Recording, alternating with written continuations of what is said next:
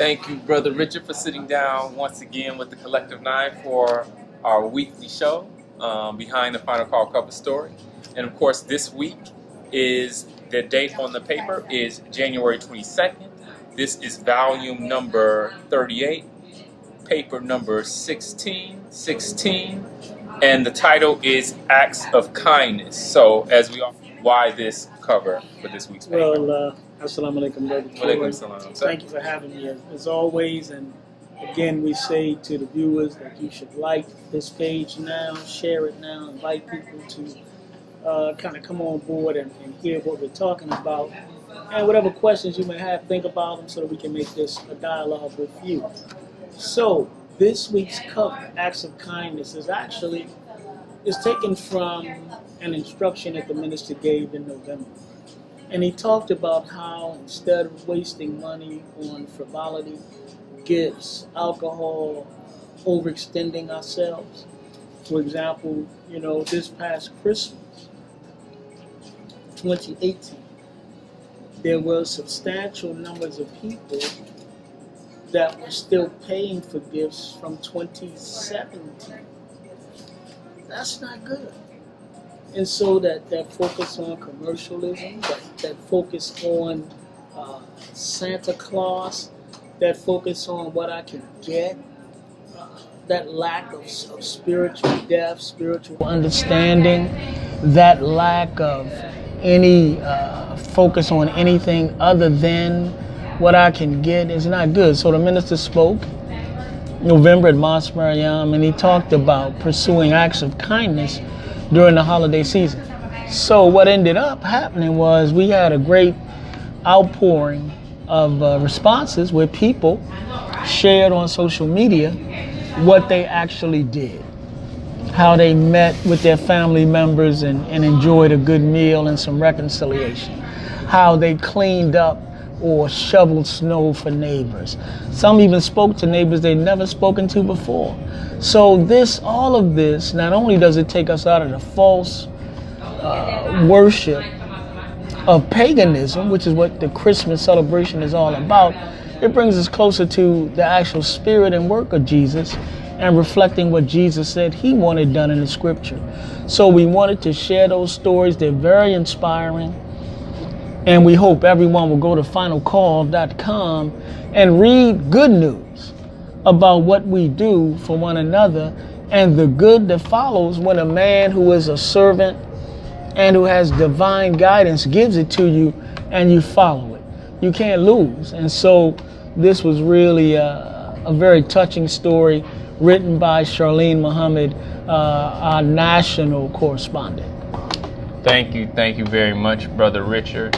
And can you kind of, there's a few of them that are in here, can you kind of give us a summary of some of these acts that occurred during this this outpour? Again, you had people shoveling snow for elderly people. The Muslims in Phoenix, the brother closed a restaurant on Christmas Day, and they served homeless and other people who needed a meal on that day, a good, nutritious meal, where they were felt welcome and where they didn't feel as though they weren't treated as though they were a burden. You had other Muslims that went out into the streets and fed homeless people as well. And you had a lot of instances of what I would call community building and family building, where folks sat down together, and were able to spend time together. So in Phoenix, not only were the people fed, but they were given food and other supplies, toiletries, things that they need. And it was beautiful because at the restaurant, now people didn't pay anything for this, but a little bit after that, a sister came back to the restaurant and said, I was one of the ones that you served, and I got a job and some money now, so now I want to patronize your business. Wow. So this is an example of love and acts of kindness and building the kind of community that we want. That's our work to do. Nobody else is going to do that. So it's important that we do these things. So the minister said let love break out in the ghetto. And we saw huge examples of that. Thank you very much. And of course, the article that follows that in the paper is Life, Legacy, and Reality of Dr. King's Disciples. Can you talk a little bit about that? Well, you know, and we separate Dr. King's birth anniversary is January 15th. So it's a national holiday. A lot of tributes will be paid to Dr. King. A lot of programs and words.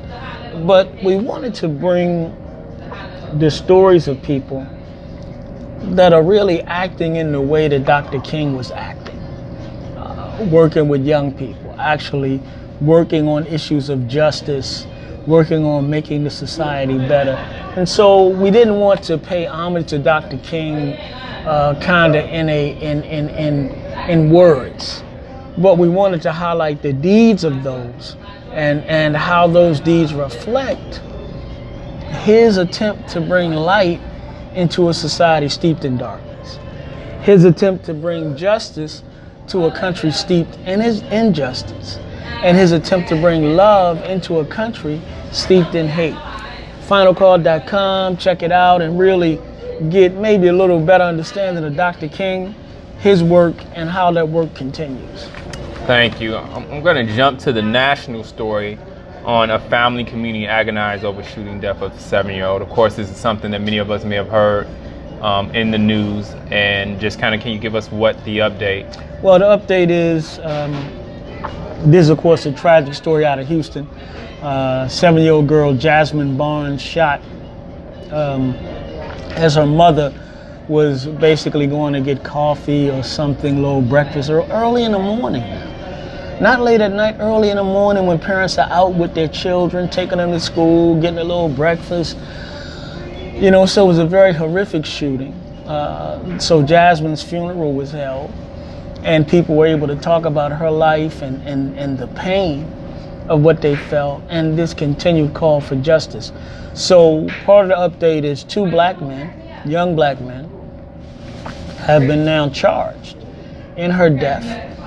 One of them, the lawyer for one of them, says her client is innocent. So we need to continue to watch that and to see how it develops. And they're saying that, you know, initially, the suspect that was identified was a white man driving a red truck. So they announced, meaning the authorities, the police, are saying that this man was likely a witness who did not have anything to do with the act itself, but he hasn't come forward. So this is again a case that we need to watch, stay aware of, because we want justice for this little girl regardless to who the guilty party is. And we have to work to end these acts of violence and change the conditions that lead to these acts of violence in our community. That's on us to do. The minister called for the 10,000 fearless in 2015. That work goes on, that effort goes on, the need goes on for us to increase peace and lessen tension in our communities so we can help avoid, abate such tragedies like this. Thank you very much, Brother Richard. Of course, one of the big things that national news, of course, that everybody is hearing about, and it's definitely been something, and we're at day number 27, I believe now. Yeah, 27 to 28. Yeah. And of course, that's the government shutdown, Yeah. and understandably, there are people who are angry. Can you give us a little bit about that? Well, you got about 800,000 workers, federal workers, that are not getting paid right now. We know that blacks, the federal workforce is one of the few places where we have a higher percentage in that workforce than we do in the general population, right? So we have generally kind of looked at such jobs as good government jobs. Well, now with people not, because these people are being furloughed, they're not being paid. And if these are people that are government employees, but if you are a government contractor, you're not being paid and you may not get paid. The federal employees will likely receive their pay. but these other ones that don't work directly for the government but work for contractors will lose. So as this thing drags out, you will have more people really hurting. In particular, and it's not just the DC area, but people around the country. So parks are closed. There are now questions about, for example, SNAP or food stamp benefits, that the benefits were dispersed for January, I think for December and January, or for January and February at the same time, because they don't know when the government will be funded. So you have all other kinds of services and things that are not being funded and that are not fully operating now. So we just see it as, again, another sign of the decline and fall of this country. And it bears witness to what the Honorable Elijah Muhammad said, which was that we have to do something for ourselves. So, unfortunately, we see this suffering, and right now we don't know when it's going to end.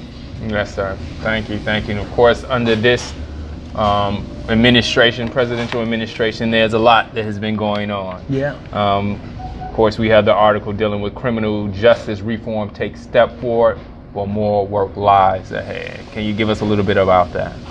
Well, this is a law that was signed into effect by the president.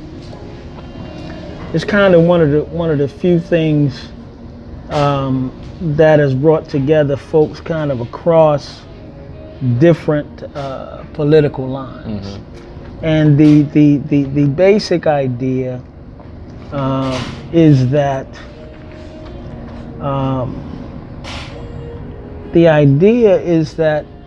you have to do more than just lock people up. It becomes increasingly expensive. And as inmates age and you have to give them services, it becomes more and more problematic, along with the fact that you have hundreds of thousands of people locked up across the country. What are you going to do with them? So this bill was an attempt to begin to pull back some of those punishments, reduce some sentences. For example, nonviolent drug offenders in particular, mm-hmm. give them an opportunity now to get out a little earlier and to hopefully restart their lives. So it's an interesting bill. It does not solve every issue related to mass incarceration. So that's why we wanted to share it, but we wanted to make sure that people understood this is a step. And so we need to stay involved, we need to stay engaged, because this mass incarceration has really devastated our community, and the draconian laws that have been enacted so that even once you do your time, you still suffer. So there's a lot here that needs to be dealt with. And again, we hope that folks will go to finalcall.com and read and stay connected, because this could matter to your husband, your father, your son, your daughter, your niece, your mother, if they're incarcerated. So the more we know, the better we can advocate for ourselves and try to make the system work in some way for us, Thank you, Brother Richard. I'm going to go ahead and jump to an article that I know you're probably a little bit familiar with, and it's the Tim Scott and Racist Republican DNA. Yeah. There's a brother that wrote this article. I guess the column is called Straight Words. You may know him. Yes. Brother Richard, can you talk a little bit about this editorial? This is my column that I write occasionally now. It is talking about the Republican Tim Scott, the only black Republican in the Senate. There's only 3 black senators in the whole U.S. Senate, right? So Congressman Steve King out of Iowa made some remarks in an interview with the New York Times. And he talked about, he asked the question, when did basically white nationalists, white supremacists, Western civilization, when did that language become offensive? White nationalists, white supremacy, Western civilization. Well, Mr. Scott, again, the only black Republican in the Senate, reacted to that and basically wrote an op-ed in the Washington Post, which said, this is why Republicans have problems. Because when people like Steve King make these statements and they're Republicans, Republicans don't speak out. So he spoke out, he condemned Mr. King's remarks and called for him to stop it. And it was not a bad idea, if only he would have stopped there. Unfortunately, he took the misplaced step of now grouping the minister in with these white extremists. Absolutely false. The minister is not extreme in any way. If you listen to him and if you follow what he says, he's dealing with the reality of black folks that have been affected by white supremacy, by white nationalism, and been destroyed by Western civilization. That's what happened to us. That's who we are.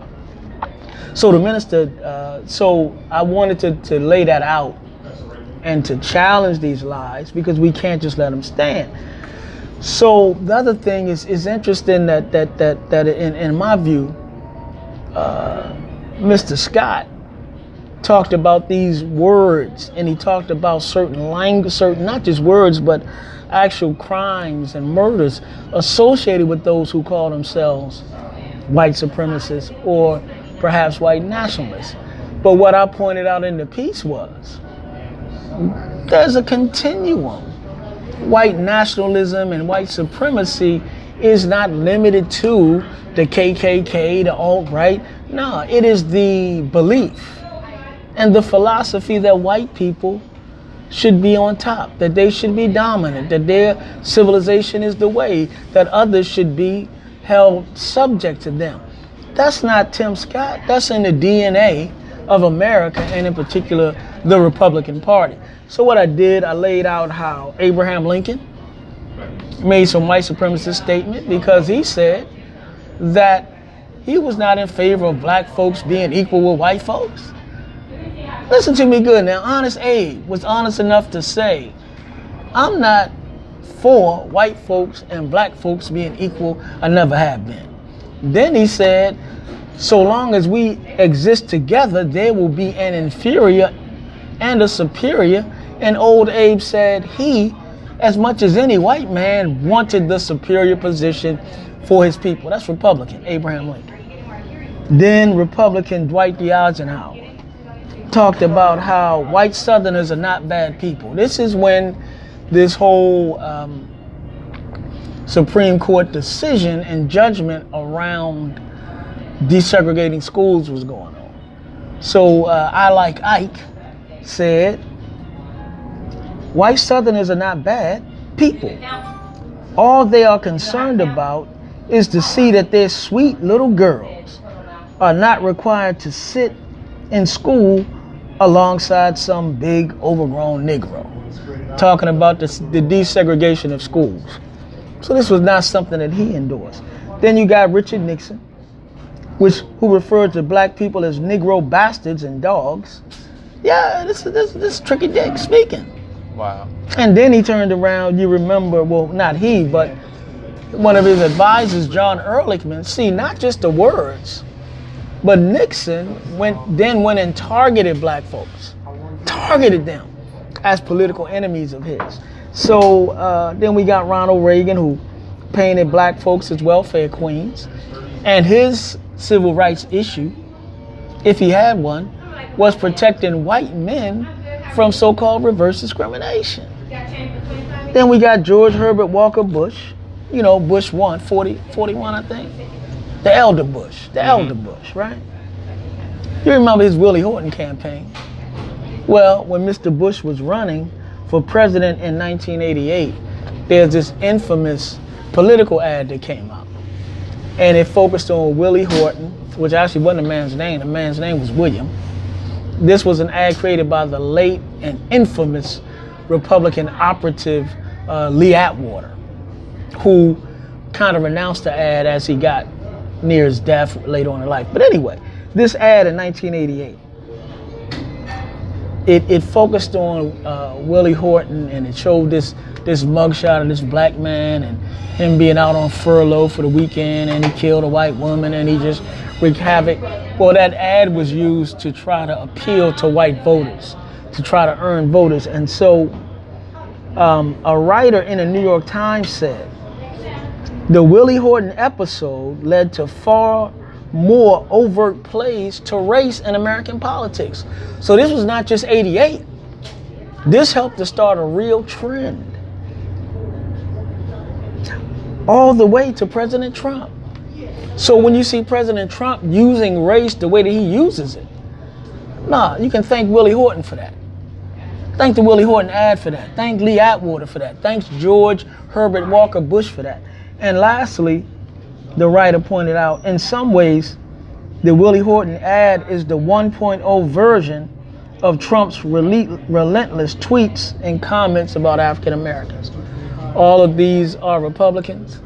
All of this is ingrained in the political DNA of the grand old party, as they call it, and in the DNA of America. So you can reject words and phrases, but will you repudiate a mindset and a history of activity that is steeped in white nationalism, white supremacy, and a decadent Western civilization? So we just want to point out a few things so that Mr. Scott and others can think about that. And hopefully, we, as long as they speak of the minister in a negative way, we will defend him, because his name does not belong in their mouth in that way ever. Yes, sir. And speaking on the same line of the defense of our minister, and of course, that which we've been given through the Honorable Elijah Muhammad from Master Fard Muhammad, I wanted to jump to the editorial, Dreams, Delusion, and Slander. Of course, there has been those things that we've seen in the media dealing with R. Kelly, and I'll just pass it on to you and be gentle. Well,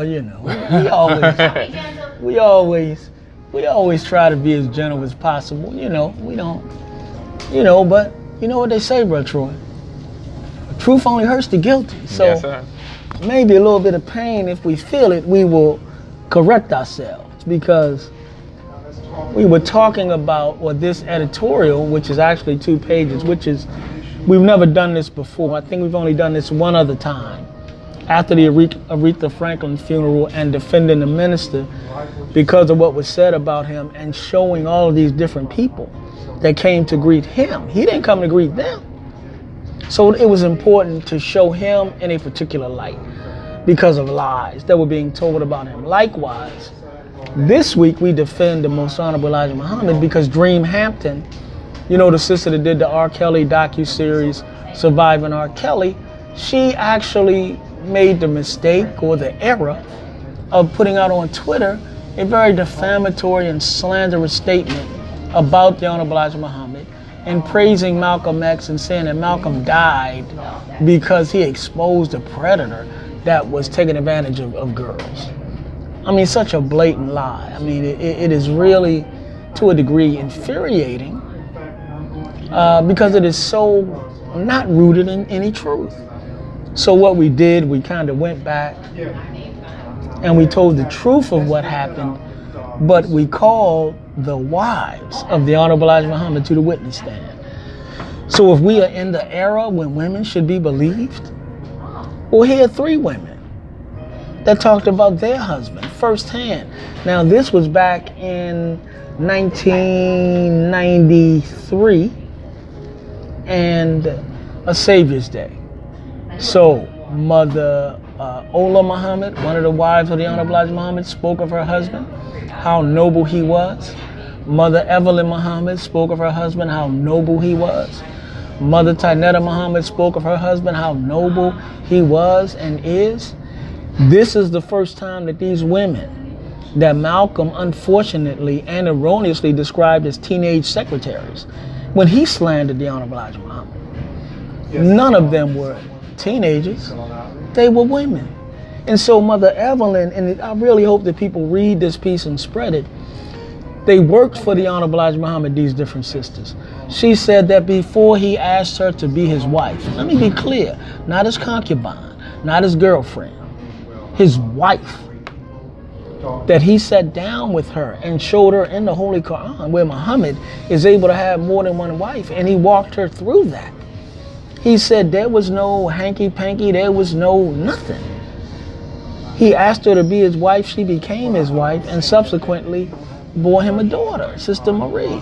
So she talks about how, let me see if I can find it. She talked about let me see if I can find this. Okay, this is Sister Mother Evelyn Muhammad. This is what she said. Now, these are women that have not seen their husband in 27 years. This is 1993. Honorable Elijah Muhammad departed in 1975. Brother, you got women that can't testify to their husband if he's out of their view for 27 minutes, let alone 27 years. The Negro been gone 27 minutes. I don't know what he might do and who he might do it with. This is what Mother Evelyn said. She said, in all the years I worked with the Honorable Elijah Muhammad, before he asked me to be his wife, there was never any out-of-turn words, no sexual harassment. He treated us with the highest form of dignity and respect.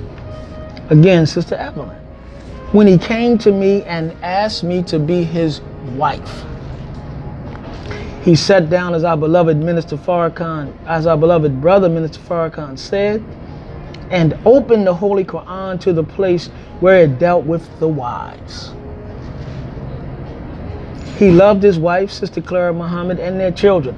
Of course, Sister Clara Muhammad, the Honorable Elijah Muhammad's longtime wife and companion, had died, right, before he took on the other wives, okay?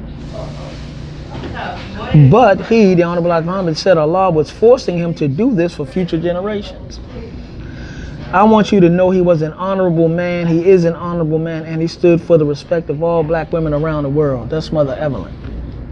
Then we have Mother June Muhammad, who is the mother of Brother Abdullah Yassin, another son. And she said, the messenger was a decent, upright man. He wasn't lustful. I don't know any immoral thing about that man. Mother Ola Muhammad, whose son is Brother Kamal Muhammad, former National Secretary for the Nation of Islam, talked about the Honorable Elijah Muhammad, his teaching, how she was happy with the life that he made for her. These are all women of accomplishment, by the way. These are very dignified and very dignified, very astute, intelligent women. And they talked about how they raised their children the way he said raise them. So this was an opportunity for these women to speak for themselves. And Mother June Muhammad talked about the Honorable Elijah Muhammad. And she said we have to get a better understanding. In Islam, a man is allowed to take on more than one wife. That's just, we don't do that in the nation. But it is allowed, it is common. In our traditional African religion. I mean, in our African way of life, it is common for a man to have more than one wife. The key word is wife. The key concept is expanding family and responsibility to protect the society, as opposed to running with a woman over here, making a baby over there, but a man who takes on the responsibility of husband. So, Brother Abdullah Yassin has been involved in the work of his father, the Honorable Elijah Muhammad. Brother Kamal has been involved in the work of his father, the Honorable Elijah Muhammad. Mother Tainetta Muhammad, may Allah be pleased with her, talked about her husband. And she said, the Honorable Elijah Muhammad is the most noble and most virtuous and moral man that you will know if you live to be 1,000 or 2,000 years old. Wow. These are women speaking for themselves. They had nothing to gain. Nobody was paying them. These are women that they have been slandered. They have been dragged through the mud. Their reputations have been sullied for no reason. So, and you can get this. The Honorable Elijah Muhammad, and I think it's the Honorable Elijah Muhammad and Malcolm X, what happened 27 years later. 28. 28 years later. Honorable Elijah Muhammad and Malcolm X, what happened 28 years later. Don't take my word for it. Go to finalcall.com and buy the DVD or the MP3 and read it and hear it and listen for yourself. My point was that we cannot lie, and it hurts us when we do. Lastly, this thing of the nation being tied to the killing of Malcolm. We all should kind of know by now. The one brother there was three brothers that went I think four brothers and went to jail. Or three brothers and went to jail. Only one said he did it. He said the other two did not do it, right? So we know, and Malcolm said if you read his autobiography, when he traveled abroad, he knew anything that was happening was bigger than the Nation of Islam. Manning Marable, in his book, and Manning Marable was a great scholar who wrote Malcolm X, A Life of Reinvention. He said this was bigger, and he laid out different groups that he felt had a stake in eliminating Malcolm. The Nation of Islam was not one of those groups. Even Dr. John Henry Clark, who has been critical and spoken harshly of the minister, he even admitted it was bigger than the nation. Malcolm's own daughter, Ilyasa Shabazz, did an interview with Vlad TV, and she was asked about her father's death. This is what she said. This is Ilyasa Shabazz. It wasn't because of something that was going between the nation. It was because he, meaning Brother Malcolm, had gained the support of 33 heads of African states, and their agenda was to bring the issue of human rights violations to the Supreme Court of the United Nations. So he was killed shortly thereafter, as were a few other people. It doesn't matter who pulled the trigger. What matters is who organized this assassination. We agree with her, and the nation and the minister for years has said to the government, open all the files. You got him. It's been 50 years since the unfortunate death of our brother Malcolm. That is a wound that haunts us as a community to this day. So it's one person to know everything, because there were informants around Malcolm. The man that you see that was allegedly in the picture giving Malcolm mouth to mouth was Gene Roberts, an informant for the New York City Police Department. Not only did he inform, he was a stool pigeon not only in Malcolm's movement, he went on to be a stool pigeon against the Panther 21, a group of brothers that were wrongly and falsely accused of trying to commit an act of violence in New York City. And he wasn't the only one. Lastly, in 1995, Malcolm's daughter Kabila Shabazz was accused by the federal government of a murder plot against the minister. The minister came out so strongly, blasting the government as never being his friend, blasting the government as liars, blasting the government for mischief making, blasting the government for their history and the counterintelligence program, and destroying black lives and putting black folks against each other and working to separate Malcolm from the Honorable Elijah Muhammad. Man, he blasted them so hard that they basically dropped the charges against Kabila. The case never even really went to trial, and I know because I went to Minnesota and covered it. When I called the DC office of the Justice Department, because this was the U.S. Attorney's office, and asked them about the case, Malcolm's daughter in this alleged plot against Farrakhan, and the main cog in the wheel was a Jewish informant, Michael Fitzpatrick, who had the wires and whatever else. Interesting. So they told me, we don't know nothing about that. You got to call the people in Minnesota. Come on now. This is a major quote unquote murder plot against Farrakhan, and Malcolm's daughter is involved, and you don't know nothing about it. It's some far-flung little U.S. attorney in Minnesota. Stop it. So what ended up happening was what would have been a fundraiser for Kabila ended up being a celebration at the Apollo Theater. And during that celebration, there were steps taken of reconciliation by Dr. Betty Shabazz, who spoke, and the minister who spoke. Later, at the Million Man March, 1995, Dr. Betty Shabazz spoke as well. So this is the history. These are the facts. And we say to Dream Hampton and anybody else, if you got some truth, bring it. If you got some facts, bring it. If you got some receipts, put them on the table.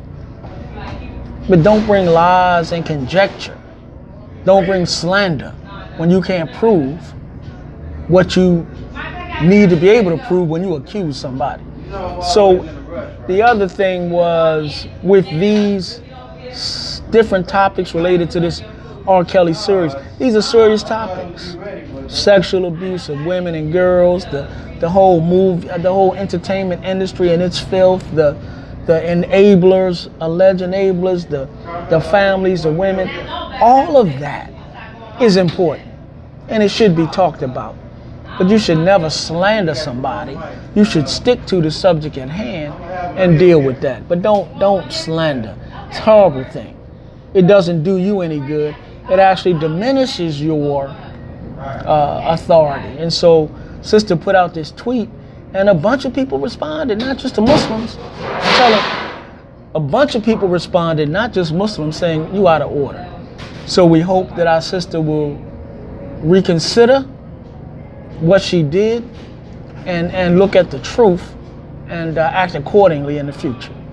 Thank you, Brother Richard. There's, of course, as always, we're not going to go through the whole paper. You got to get your own edition, get your own subscription to the Final Call newspaper. So you want to go ahead and make sure you get your latest edition of the Final Call newspaper right there. You want to do that. And of course, not only the physical paper, but we have the digital edition of the paper. So make sure you get the digital edition where you can have extra content sometimes coming soon. You can click on the links in the paper when there's relevant links. You can do that right from the paper. You can have the paper and the archive right from the convenience of your mobile device, be it your iPad, your iPhone. But you got it right there with you anytime. So I'm going to pass it back to you. Is there any other articles that you know? Well, of course, all of it important, but all of it is important. But the Honorable Elijah Muhammad's article, First Love Yourself, must read, must read, and it's not too long, but it's powerful. And I'm going to read one sentence. It's from the Honorable Elijah Muhammad, First Love Yourself, which was published originally in Message to the Black Man.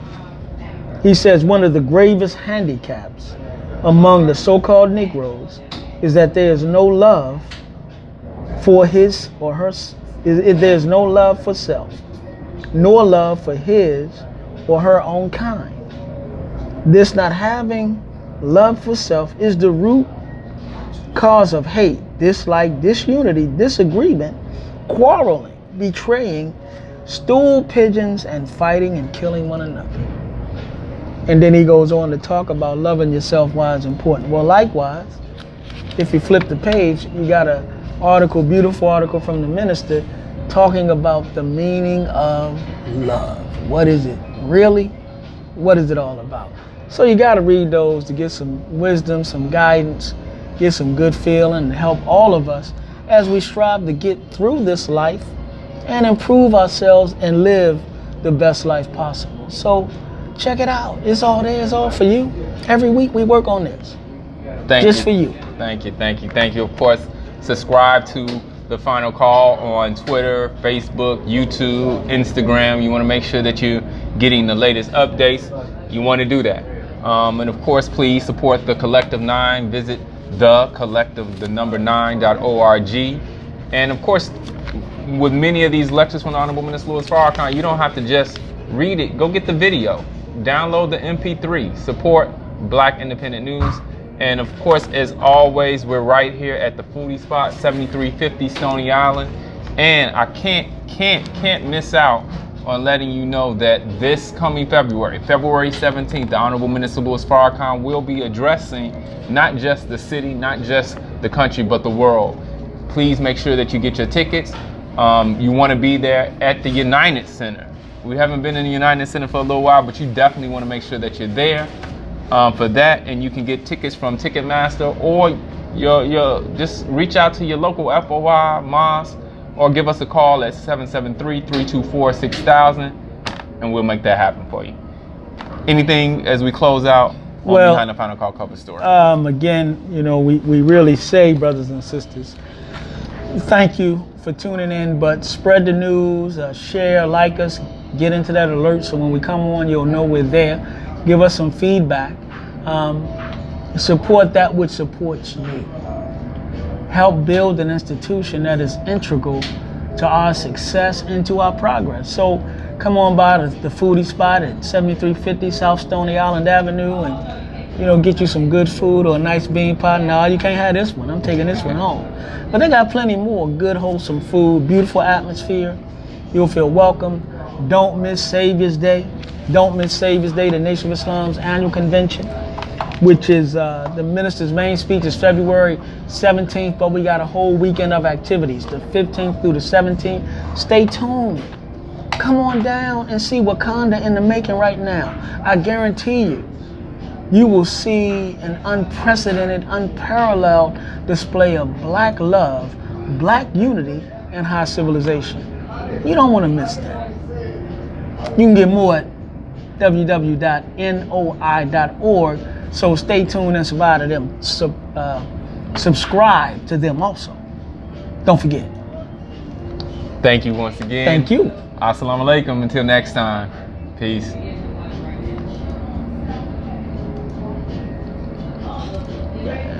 Okay.